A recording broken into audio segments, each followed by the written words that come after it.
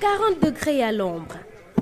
Ces enfants, en majorité des filles, ont entre 9 et 17 ans. Ils travaillent dans plus de 87 sites d'orpailleurs dans la région de Kédougou. Si jeunes, mais si expérimentés. Les enquêtes montrent que 79% des orpailleurs identifiés ont une expérience de plus de 7 ans dans la recherche de l'or. Les enfants de moins de 11 ans, eux, ont une expérience de plus de 4 ans. L'activité est pénible et contraire à leurs possibilités physiques. Et pourtant, ces enfants sont contraints par la force à travailler dans ces mines, hélas, sans perspective aucune.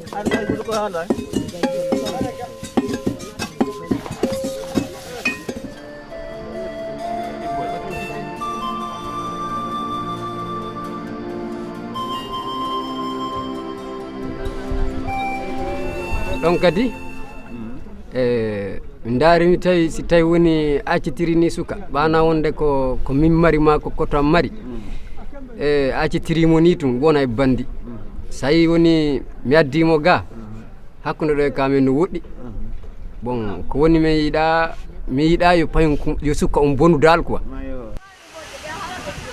La région de Kédougou, située dans la zone la plus orientale et la plus méridionale du Sénégal, est une zone transfrontalière entre le Sénégal, le Mali et la Guinée. C'est la principale zone aurifère du pays. À côté des grandes compagnies minières, prolifèrent des sites d'orpailleurs artisanaux dont les exploitants essaient tant bien que mal de vivre de cette richesse aurifère.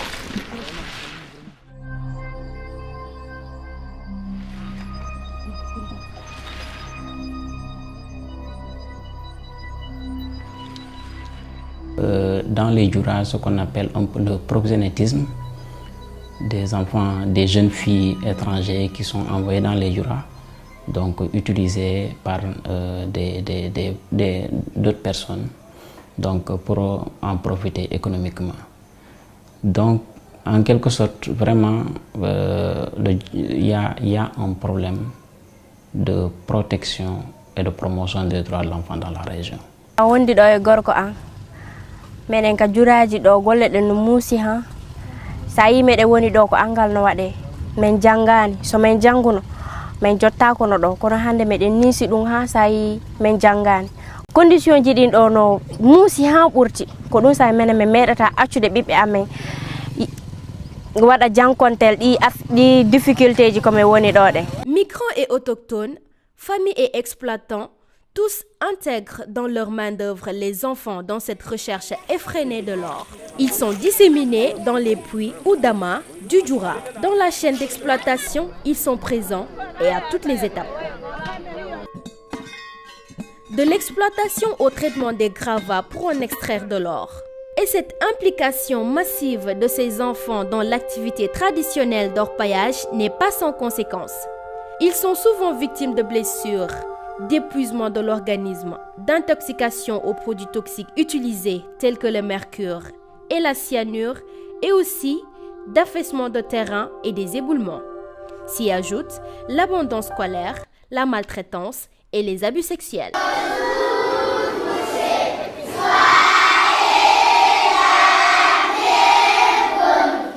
La plupart des parents travaillent dans les sites d'orpaillage, c'est-à-dire l'exploitation traditionnelle. Donc ils sont à la recherche pratiquement permanente de l'or. Ce qui fait qu'à chaque fois s'il y a l'apparition de l'or dans une zone, les parents sont parfois obligés de se déplacer avec les enfants. L'année dernière, on a enregistré des résultats catastrophiques au niveau du CM de Samekota. Cela veut dire que les enfants, au lieu d'aller à l'école, ils préfèrent se rabattre au niveau des sites d'orpaillage. Parce qu'avec le Djoura, ils parviennent à avoir au moins 100-150 000 francs pour acheter une moto, etc. Les Djoura donc constituent un goulot d'étranglement par rapport à la bonne éducation des enfants.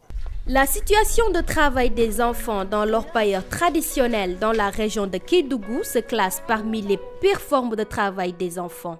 Les déterminants majeurs de cette mise au travail précoce des enfants dans l'orpailleur sont la pauvreté des ménages. 60% des ménages de la région appartiennent à la catégorie des ménages économiquement très pauvres. Et je disais aux maires des communes de l'arrondissement de Bandafassi, il va falloir prendre en charge ce phénomène. Comment? En intégrant dans vos budgets des lignes qui permettent la prise en charge des enfants qui disent, bon, ils ont comme alibi, mon parent n'a pas assez de ressources financières pour faire face, n'est-ce pas, aux dépenses scolaires, que ces mères puissent prendre en charge ces enfants qui sont dans cette situation quand même de vulnérabilité. L'État du Sénégal n'est pas seul dans ce combat. Face à cette difficile situation, la CONAF, Coalition nationale et des associations et des ONG en faveur de l'enfant, avec l'appui de Save the Children International, collabore étroitement avec les autorités locales, coutumières et les services techniques déconcentrés. Nous avons en tout cas bénéficié d'une formation donc, financée par la CONAF. Dans la mesure où on a voulu mettre un parlement des enfants, pour que ces enfants-là, qu'on leur écoute, qu'eux-mêmes ils disent leurs préoccupations, ce qu'ils veulent, et pour qu'on puisse intégrer ça dans le budget de la commune. Cette collaboration a mené des préfets à veiller sur la prise en compte et l'intégration des droits de l'enfant dans les budgets de différentes communes pour la sensibilisation sur le mariage précoce des enfants, l'état civil et la gratuité des soins des enfants de 0 à 5 ans, entre autres. Heureusement pour CONAF, j'ai été toujours impliqué dans les activités. Moi-même, j'ai eu à dérouler des sessions de formation en faveur, n'est-ce pas, des maires et également des chefs de village. Mais le dénominateur commun, c'est véritablement comment arriver au respect des droits de l'enfant. Le mariage se fait dans les mosquées ou dans les familles et n'est pas porté à la connaissance de l'administration. Les sensibilisations de la CONAF ont ici permis l'implication des imams dans la lutte pour le respect des droits de l'enfant. Des imams qui auparavant méconnaissaient les textes juridiques sur les droits de l'enfant.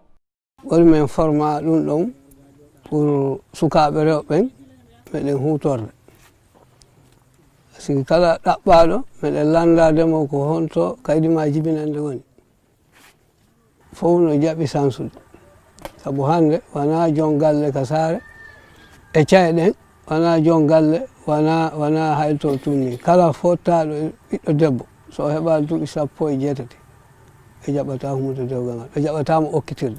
Ndindi Fellow se présente comme un exemple de réussite du travail de la CONAF avec Save the Children. Les populations ont bien intégré les droits de l'enfant dans leur pratique de tous les jours.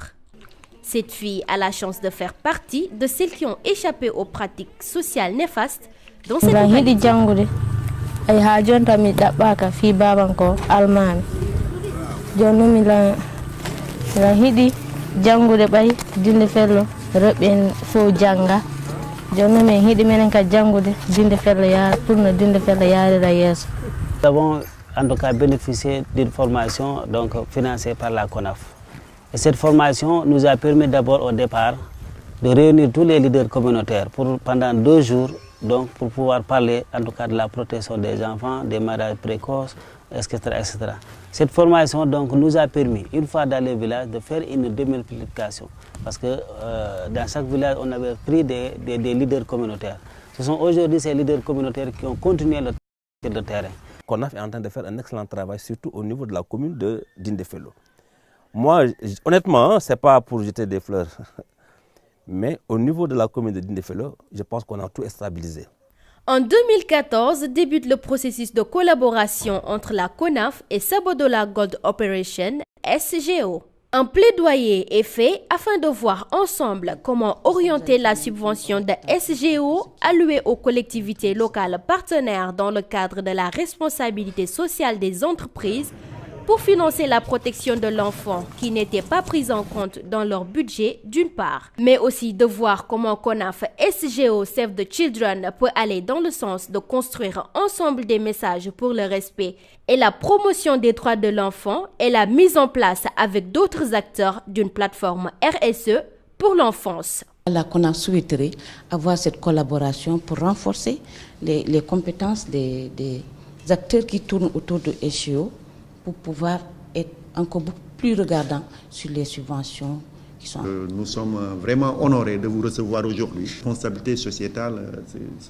de Sabodala Gold Operation, notre porte d'entrée est la collectivité locale qui a en charge aussi le développement socio-économique. Récemment, avec notre rapport de responsabilité au niveau de Dakar, elle a fait le plaidoyer de l'enfance. On vous montrera ce que nous faisons, notamment dans le cadre de la nutrition, avec quelques périmètres maraîchers.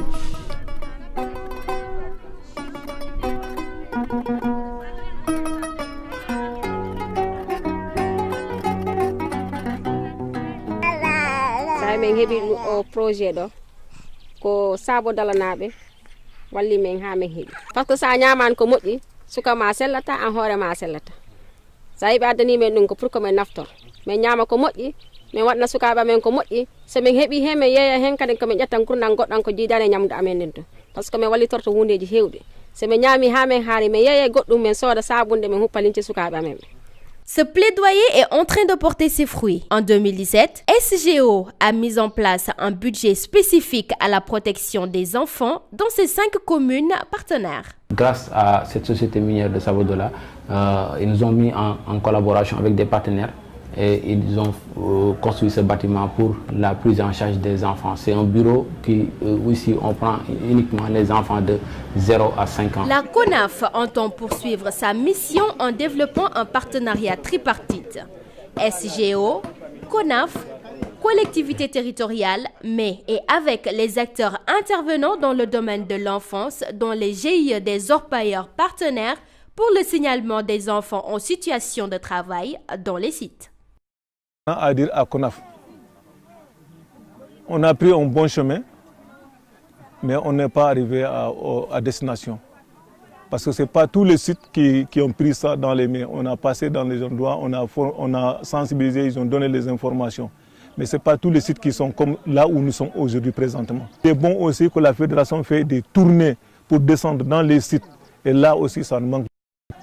Ce que nous demandons à CONAF de nous donner des moyens en appuyant Kevo, qu'on puisse aller dans les sites différents pour parler directement avec les Européens qui sont là.